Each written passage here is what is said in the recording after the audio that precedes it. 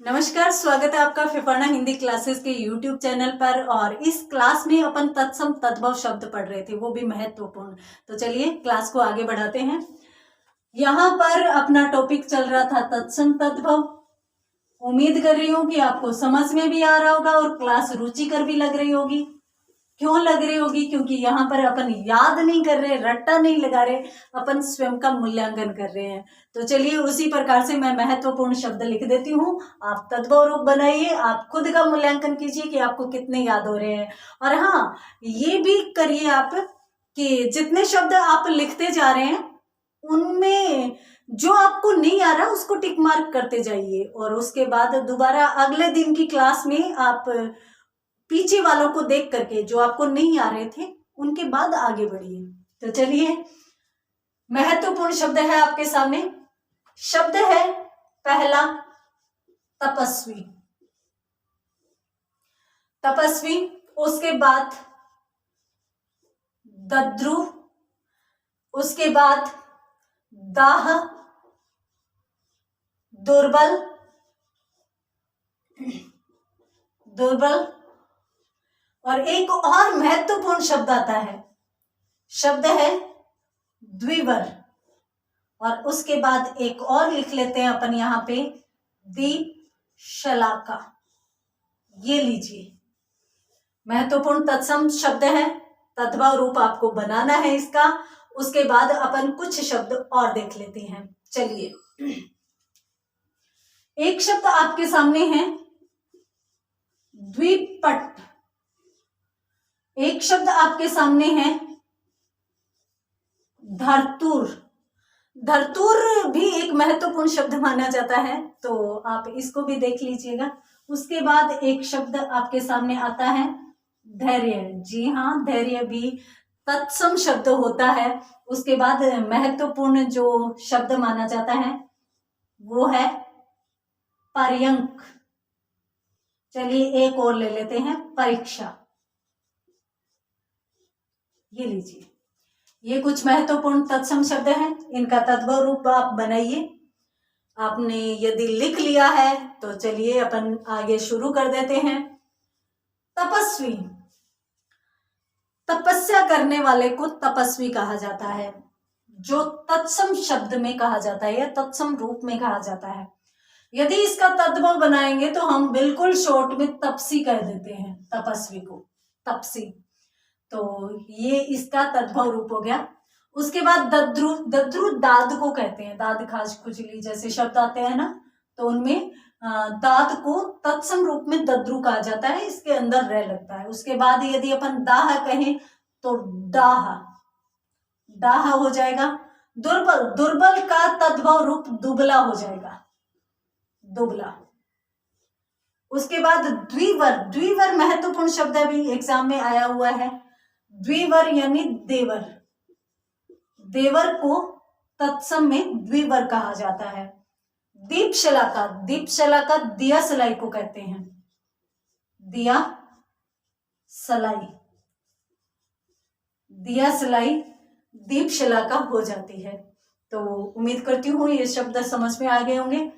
अब अपन बात करते हैं द्विपट की। तो द्विपट दुपट्टे को कहते हैं, दुपट्टा, दुपट्टा शब्द। और एक चीज याद रखिए कि यहाँ पर जो मैंने लिखा है ये जो शब्द, तो इस प्रकार के शब्द, या फिर अपन यूं कहें कि जो तय वाली लाइन के ज्यादा शब्द है वो ज्यादा शब्द तद्भव में आएंगे, तो ये भी आप ध्यान में रखिएगा।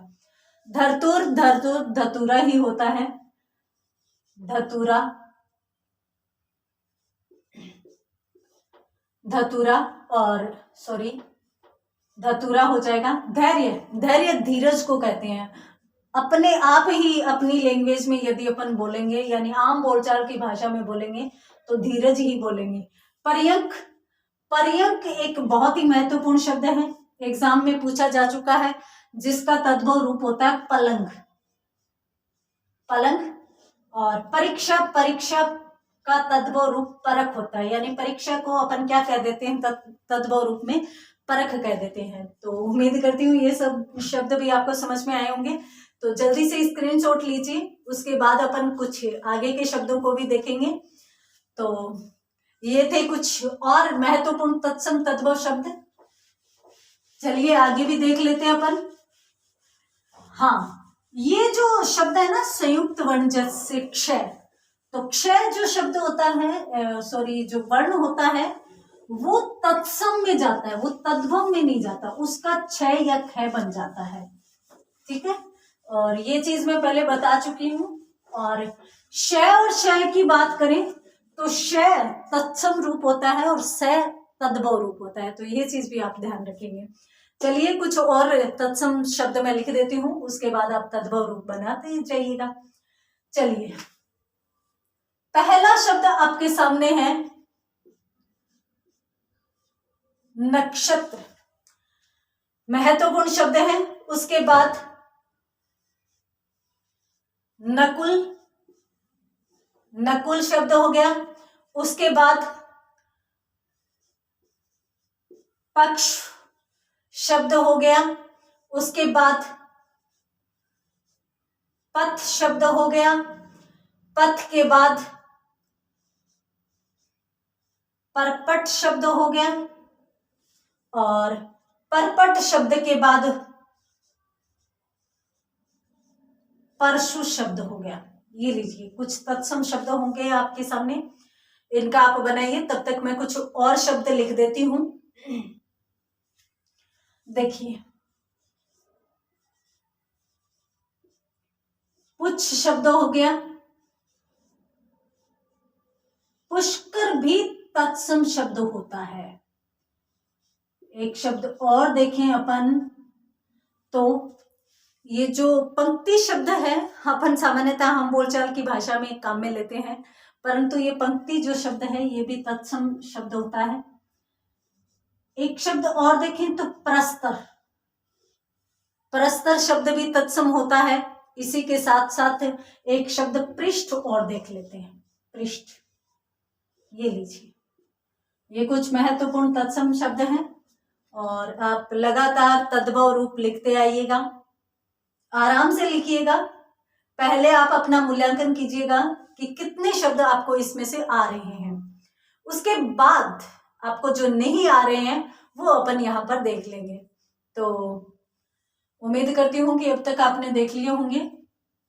चलिए अपन देख लेते हैं कि इनका तद्भव रूप क्या होगा। तो नक्षत्र का तद्भव नखत होता है। मैंने अभी आपको बताया था कि ये जो क्षय है ये या तो क्षय में बदल जाता है या क्षय में बदल जाता है।